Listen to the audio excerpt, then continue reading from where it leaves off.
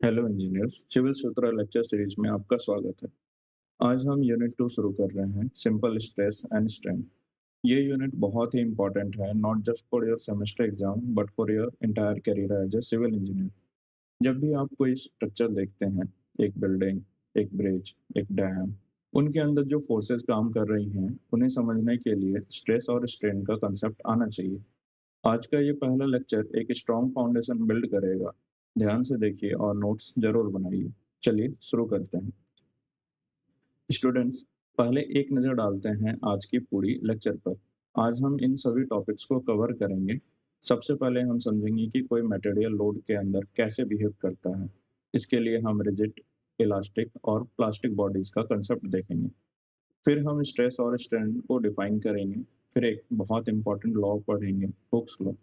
Elastic limit क्या होता है ये भी समझेंगे, और फाइनली यंग मॉडल्स का कंसेप्ट क्लियर करेंगे। ये सभी टॉपिक्स एसबीटी बिहार पॉलिटेक्निक के सिलेबस में डायरेक्टली इंक्लूडेड है और सेमेस्टर एग्जाम में रेगुलरली पूछे जाते हैं, तो फोकस करिए। स्टूडेंट, टेक्निकल डेफिनेशन से पहले एक सिंपल ऑब्जर्वेशन करते हैं। जब आप रबर बैंड को खींचते हैं वो लंबी हो जाती है। जब आप पेंसिल को जोर से दबाते हैं वो थोड़ी बेंड होती है। जब आप चौक को ज़्यादा फोर्स से मोड़ते हैं तो वो टूट जाती है। ये सब अलग अलग मटेरियल्स का अलग अलग बिहेवियर है। किसी मटेरियल में फोर्स लगाने से क्या होगा, ये डिपेंड करता है उसकी मटेरियल प्रॉपर्टीज पर। यहाँ हमसे यहाँ से हम तीन कैटेगरीज में मटेरियल को डिवाइड करते हैं, रिजिड बॉडी, इलास्टिक बॉडी और प्लास्टिक बॉडी। ये क्लासिफिकेशन बहुत बेसिक है लेकिन एग्जाम में डेफिनेशन के रूप में जरूर पूछता है। ध्यान से पढ़िए अगले स्लाइड से। स्टूडेंट्स, रिजिड बॉडी की डेफिनेशन याद करें। और rigid body is one in which the distance between any two points remains constant regardless of the force applied. मतलब लोड लगाओ, कुछ नहीं बदलेगा। Shape same, size same. अब ये प्रैक्टिकल में एग्जिस्ट करता है क्या? तो असल में नहीं। ये एक थियोरेटिकल कंसेप्ट है जो कैलकुलेशन को सिंप्लीफाई करने के लिए यूज होता है। जैसे इंजीनियरिंग मैकेनिक्स में हम बॉडीज को रिजिड अज्यूम करते हैं, तभी इक्वेशन सिंपल होती है, लेकिन स्ट्रेंथ ऑफ मटेरियल में हम एक्चुअली डिफॉर्मेशन स्टडी करते हैं। इसलिए यहाँ पर रिजिड बॉडी ज़्यादा काम नहीं आता। एग्जाम में अगर पूछा जाए what is a rigid body, तो लिखना है a body which does not undergoes any deformation under the action of external force. यही एग्जैक्ट डेफिनेशन याद रखेंगे हम लोग, ठीक है। तो अब इलास्टिक बॉडी देखते हैं। इसका मतलब है फोर्स लगाओ बॉडी चेंज हो जाए, फोर्स हटाओ बॉडी वापस ओरिजिनल शेप में आ जाए। ये प्रॉपर्टी है इलास्टिसिटी। एक सिंपल एग्जांपल, स्प्रिंग। स्प्रिंग को दबाओ, कंप्रेस होती है, छोड़ दो, वापस आ जाती है। रबर बैंड खींचो, लंबा होता है, छोड़ दो, वापस ओरिजिनल। ये इलास्टिक बिहेवियर है। अब सिविल इंजीनियरिंग में स्टील एक इलास्टिक मटेरियल है, but only up to a certain limit. अगर हम स्टील को बहुत ज़्यादा लोड दें तो वो इलास्टिक नहीं रहता। इस लिमिट को हम बाद में पढ़ेंगे, elastic limit. Exam point of view से an elastic body is one which regains its original shape and size after the removal of the applied load। ठीक है, ये डेफिनेशन नोट कर लीजिए। तो अब प्लास्टिक बॉडी क्या होता है? यहाँ डिफॉर्मेशन परमानेंट होता है। दैट मीन्स कि फोर्स हटाओ बॉडी वापस नहीं आती। सोचिए आपने क्ले या फिर पुट्टी ली, उससे किसी भी शेप में मोल्ड किया, छोड़ दिया, वो उसी शेप में रही। ये है प्लास्टिक बिहेवियर। अब एक important civil engineering example, mild steel जब उसकी इलास्टिक लिमिट क्रॉस हो जाती है तब वो प्लास्टिकली डिफॉर्म होने लगती है। ये कंसेप्ट प्लास्टिक हिंज और प्लास्टिक डिजाइन ऑफ स्ट्रक्चर में यूज होता है, जो आगे हायर स्टडीज में आएगा। एग्जाम में definition, a plastic body is one which does not regain its original shape and size after the removal of applied load and the deformation is permanent। ठीक है। एक और पॉइंट, प्लास्टिसिटी का use manufacturing में भी होता है, फॉर्जिंग, रोलिंग, ड्राइंग। ये सब प्लास्टिक डिफॉर्मेशन के प्रोसेसेस हैं। ये एक कंपैरिजन टेबल बहुत इंपॉर्टेंट है। एग्जाम में अक्सर ये टेबल पूछी जाती है, compare rigid, elastic and plastic bodies. ठीक है, इस टेबल को अच्छे से याद करें। सबसे इम्पोर्टेंट पॉइंट ये है कि रिजिड बॉडी सिर्फ थ्योरेटिकल होती है, रियल वर्ल्ड में एग्जिस्ट नहीं करते। इलास्टिक बॉडी का डिफॉर्मेशन टेम्पररी होता है, जैसे कि स्प्रिंग। प्लास्टिक बॉडी का जो डिफॉर्मेशन होता है वो परमानेंट होता है, जैसे क्ले। स्टील एक इंटरेस्टिंग मटेरियल है क्योंकि ये इलास्टिक भी है और प्लास्टिक भी है, डिपेंड करता है हमारे लोड लेवल पर। इलास्टिक लिमिट के अंदर इलास्टिक बिहेवियर, इलास्टिक लिमिट के बाद प्लास्टिक बिहेवियर। ये कंसेप्ट स्ट्रेंथ ऑफ मटेरियल का कोर है। इस टेबल को अपने नोट्स में क्लियरली बनाएं बॉक्सेस के साथ, क्योंकि ये डायरेक्टली एग्जाम में भी पूछा जा सकता है। ठीक है, आगे बढ़ते हैं।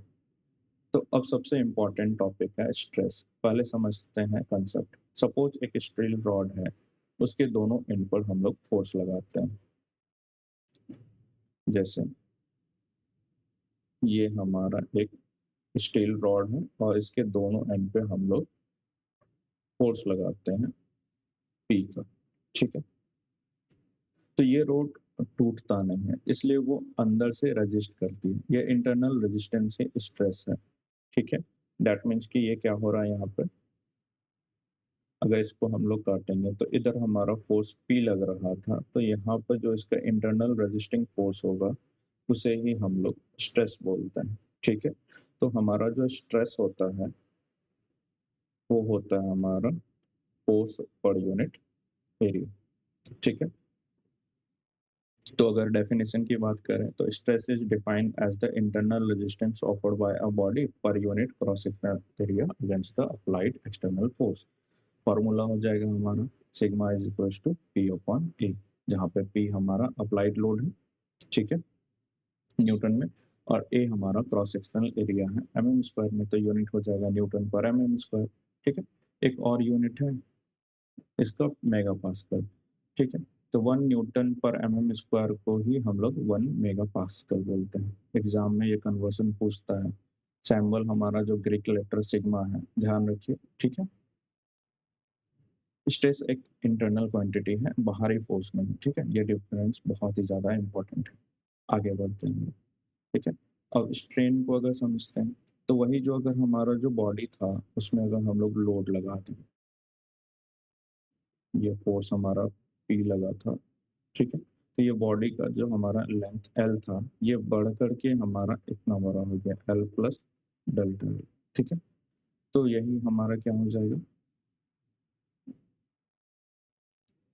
जो strain is the ratio of change in the dimension to the original dimension. That means कि हमारा जो चेंज इन डायमेंशन आया डेल्टा एल अपॉन में एल। ठीक है, तो स्ट्रेन को हम लोग एप्सिलॉन से शो करते हैं। ठीक है, एप्सिलॉन ये सिंबल से, और इसको हम लोग ऐसे लिख सकते हैं delta L upon L. Strain का कोई यूनिट नहीं होता क्योंकि यहाँ पे ये लेंथ का यूनिट था, ये हमारा लेंथ का यूनिट था, दोनों कट गया, खत्म हो गया। तो हमारा स्ट्रेन जो है वो डायमेंशनलेस क्वांटिटी है। ठीक है, आगे बढ़ते हैं। तो ये हमारा एक कंपैरिजन टेबल है स्ट्रेस और स्ट्रेन का। ठीक है, तो अगर डेफिनेशन की बात करें तो स्ट्रेस जो होता है हमारा वो है internal resistance per unit area, और हमारा जो स्ट्रेन है ratio of deformation to the original dimension. ठीक है, इसका फॉर्मूला भी याद रखेंगे हम लोग, sigma is equal to P upon A, और इसका हो जाएगा हमारा epsilon is equal to delta L upon L. ठीक है, सैम्बल हो जाएगा इसका सिग्मा और इसका हो जाएगा हमारा एप्सिलॉन। यूनिट हो गया हमारा न्यूटन पर एमएम स्क्वायर या फिर एमपीए, कभी कभी हम लोग जीपीए भी लिखते हैं। ठीक है, इसका कोई यूनिट नहीं होता, नो यूनिट, डायमेंशनलेस। ठीक है, तो इसका नेचर क्या है, इंटेंसिटी ऑफ इंटरनल फोर्स। तो ये इंटरनल फोर्स का रिप्रेजेंटेशन है, और ये क्या चीज़ है, स्ट्रेन, तो मेजर ऑफ डिफॉर्मेशन, ये डिफॉर्मेशन मेजर करती है कि कितना डिफॉर्मेशन है। ठीक है, तो इन सभी का जो टाइप्स हैं हम लोग वो आगे के लेक्चर्स में देखेंगे। तो अब हमारा इलास्टिसिटी और इलास्टिक लिमिट को समझते हैं। इलास्टिसिटी एक मटेरियल प्रॉपर्टी है, इसका मतलब है मटेरियल की एबिलिटी अपनी ओरिजिनल शेप में वापस आने की। अब हर मटेरियल एक हद तक ही इलास्टिक होता है, इस हद को इलास्टिक लिमिट करते हैं, जिसके मतलब कि अगर इससे बियॉन्ड अगर हम लोग फोर्स लगाएंगे तो वो हमारा जो मटेरियल है या तो टूट जाएगा या फिर वो प्लास्टिक स्टेट में चला जाएगा। ठीक है, डेफिनेशन की बात करें, elastic limit is the maximum stress up to which a material exhibits elastic behavior. Beyond this stress, permanent deformation sets in. एक एग्जांपल लेते हैं, जैसे कि स्टील की इलास्टिक लिमिट हमारा approximately 250 Newton per m square. अगर हम स्टील रॉड पर 250 न्यूटन पर एम से कम स्ट्रेस लगाते हैं, लोड हटाने पर जो हमारा रॉड है उसका शेप वापस से चेंज, मतलब वापस अपने फॉर्म में आ जाएगी। तो अगर इस वैल्यू से ज़्यादा स्ट्रेस अगर रॉड पे देंगे तो परमानेंटली डिफॉर्म हो जाएगी, ठीक है, फील्ड में। तो यही रीजन है कि इंजीनियर्स स्टील स्ट्रक्चर में वर्किंग स्ट्रेस को इलास्टिक लिमिट से बहुत कम रखते हैं, सेफ्टी फैक्टर यूज करते हैं, ठीक है। ये कंसेप्ट डिजाइन ऑफ स्ट्रक्चर में डायरेक्टली अप्लाई होता है। तो उसमें हम लोग जब आगे के सेमेस्टर्स में WSM LSM के बारे में बात करेंगे, कैसे डिजाइन करते हैं, वो सारी चीज़ों को पढ़ेंगे, ठीक।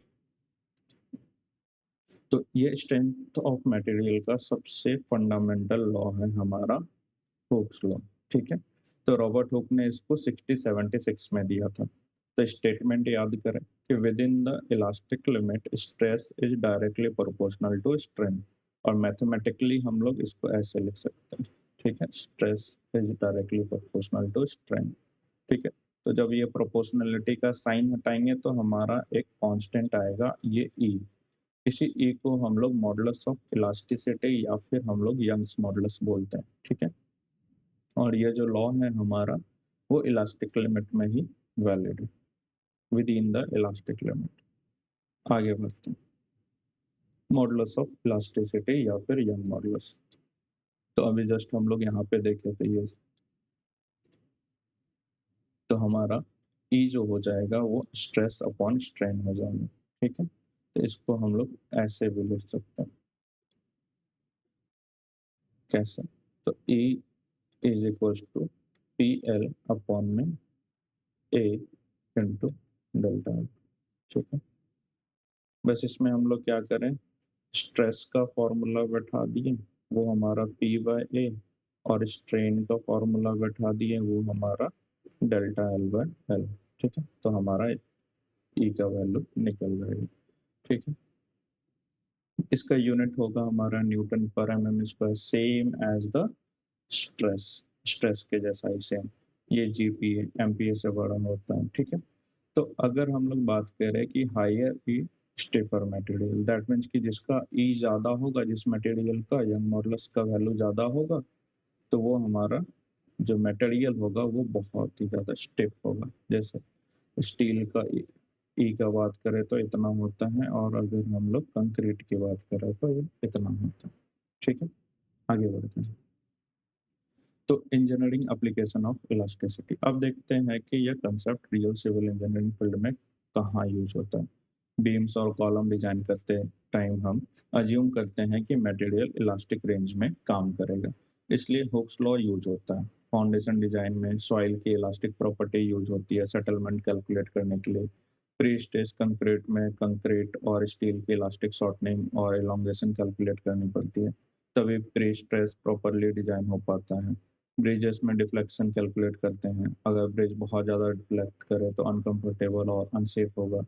फ्लो डिजाइन में भी सेम कंसेप्ट, प्रैक्टिकली एक सिविल इंजीनियर डेली इन कंसेप्ट को यूज करता है, इसलिए ये यूनिट सिर्फ एग्जाम के लिए नहीं, कैरियर के लिए भी बहुत ज़्यादा इम्पोर्टेंट है, ठीक है। तो आगे चलते हैं। तो आज का समरी हमारा, आज हम लोग क्या क्या पढ़े, ठीक है।